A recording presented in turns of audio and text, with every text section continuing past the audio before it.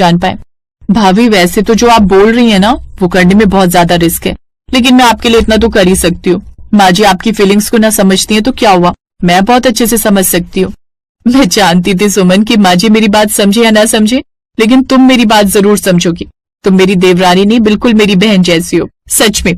तो कल से ही हम अपने प्लान को शुरू कर।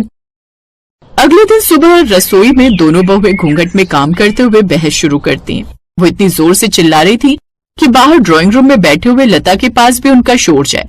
लता उन दोनों की लड़ाई सुन लेती है। ये क्या तरीका है सुमन, मैंने तुम्हें कितनी बार कहा है कि सुबह की सब्जी में हल्दी कम डाला करो, तुम्हें तो मेरी कोई बात माननी ही नहीं है। फिर बेकार में तुम्हारी वजह से माँ जी मुझे सुनाएंगी कि मुझे खाना बनाना नहीं आता, जबकि सारी गलती तुम्हारी होती है। ज्यादा हल्दी डालने से सब्जी कड़वी हो जाती है।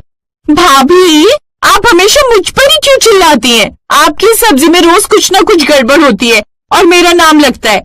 मैं अब सिर्फ रात का खाना बनाऊंगी, दोपहर का काम आप संभालिए। हाँ ठीक है, लेकिन जिस समय मैं काम करूंगी मुझे तुम यहाँ नजर नहीं आनी चाहिए, और तुम काम करोगे उस समय मैं तुम्हारे आसपास भी नहीं आऊंगी। अब लता से अपनी दोनों बहुओं को लड़ते हुए देखकर रहा नहीं जाता और वो दोनों के पास में आती है और गुस्से में दोनों को ही आंखें दिखाते हुए कहती है, बस तुम दोनों चुप हो जाओ। सुबह सुबह ये कौन सा झगड़ा शुरू कर दिया है सुमन? तुम छोटी हो, तुम्हारी आवाज इतनी तेज क्यों है? सारिका तुम बड़ी हो, तुम्हें छोटी को समझाना चाहिए था। ठीक है, आज से दोपहर का सारा काम सारिका करेगी और रात का सारा काम सुमन करेगी। और हाँ, काम चाहे कोई भी करे, घूंघट सर पर से नहीं हटना चाहिए। दोनों बहुत ज्यादा खुश थी क्योंकि उनका प्लान कामयाब हो गया था। उसी रात सारिका चुपके से निकल जाती है। अगले 2 दिन सुमन बारी बारी से दोनों का रोल निभाती है। सुमन जेठानी के रोल में घूंघट में रहती है और पूरे घर का काम कर रही होती है कि तभी लता बोलती है, बहू मेरी चाय लेकर नहीं आई तू, कितनी देर लगेगी तुझे 1 कप चाय लाने के लिए?